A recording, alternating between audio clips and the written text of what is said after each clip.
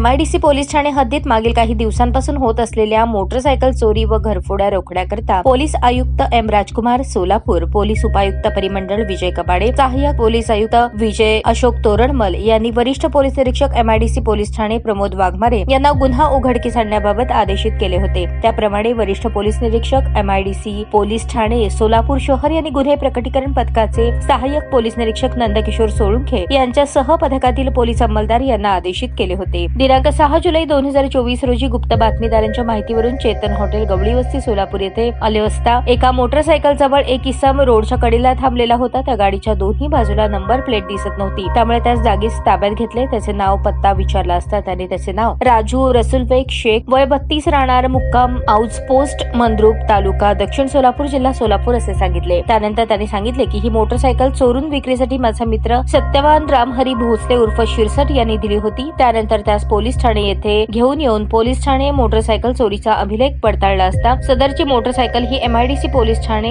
येथे भारतीय दंडविधान संहिता कलम 379 प्रमाणे दाखल असलेली त्याचा क्रमांक MH13DL 5422 अशी होती। त्यानंतर त्याच्याकडे कसून चौकशी केली असता त्याने सांगितले की माझ्या मित्राने अजून 3 मोटरसायकली विक्रीसाठी दिलेल्या आहेत। त्या मोटरसायकल या औज मधील राहत्या घरासमोरील मोकळ्या जागेत लावलेल्या आहेत। त्यानंतर सदर मोटरसायकल या हस्तगत करून मोटरसायकलीबाबत अभिलेख पडताळला असता सदरच्या मोटरसायकली या तालुका पोलीस ठाणे सोलापूर ग्रामीण, वैराग पोलीस ठाणे पंढरपूर शहर पोलीस ठाणे येथील असल्याचे निष्पन्न झाले। सदर मोटरसायकल या पोलीस हेड कॉन्स्टेबल DK डोके यांनी जप्त करून 9,85,000 रुपये किमतीचा मुद्देमाल हस्तगत केला आहे।